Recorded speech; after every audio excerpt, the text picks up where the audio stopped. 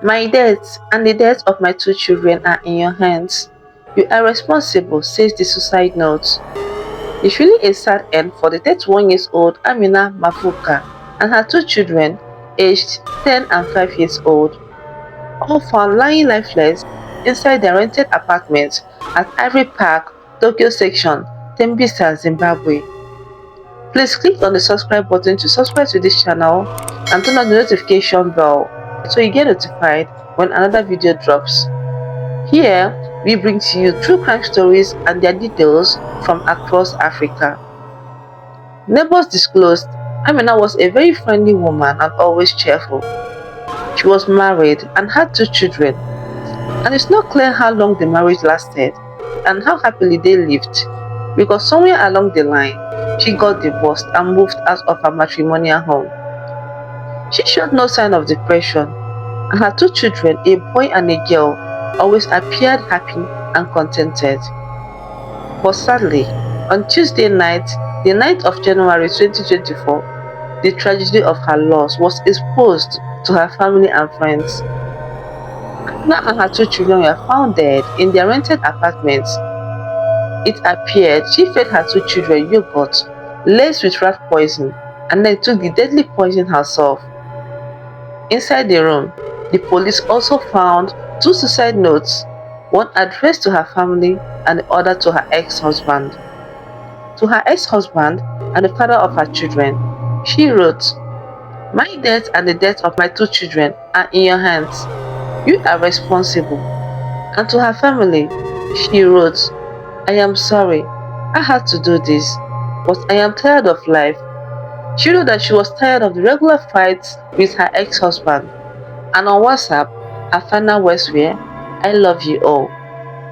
According to Amina's brother-in-law, he received a call from one of Amina's brothers to inform him that Amina and her two children had not been seen for days. And as they left home to go to her residence at Ivory Park, they received another call telling them that she had been found dead in her rented apartment. He further revealed that when he got to the room, he found their cold, lifeless bodies on the floor with no prospect of life. The neighbors at the rented place also disclosed they saw her room locked the whole day without movement. The room was opened and the lifeless bodies of the mother and children were found. What to make a mother take her life and the life of her two children? She blamed their deaths on her ex-husband and stated she was tired of fighting. Neighbors also disclosed she showed no sign of depression, and her two children were always happy and contented. But it's also good to remember that some of the signs of depression are not physical. Amina obviously battled depression and did a good job concealing it. She could have gone through a lot, but what explanation does she have to take her life and the lives of her two children? It's really a sad end for her, and more sad how the lives of her two children were cut short. However, the news of her death brought up a lot of speculations. According to a Facebook user, she wrote, "This reminds me of myself and when I was still in deep shock. I pray God forgives her and receives their souls. No woman wants to leave her children behind to suffer because there is no guarantee that families and relatives will love and raise our kids best. People change and give orphans painful words.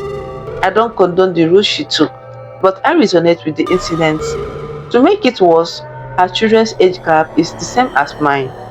Someone also commented, "What if it was the husband that somehow poisoned her and the children and shifted the blame?" Another wrote, "Someone needs to conduct an investigation to be sure there is no murderer out there telling a suicide story. Hard for a mom to poison her children, not even the mentally challenged." Like I said earlier, it's really sad what happened to her. It's hard to understand what led her to take her life and the lives of her two children. It could be she was depressed, and it can also be someone killed her and her children and faked the suicide note. I think a thorough investigation needs to be done. What do you think about this? How does this sad news make you feel? What do you have to tell her if to say she can hear you? Please leave your thoughts in the comment section down below, and don't forget to subscribe to this channel. See you in my next video.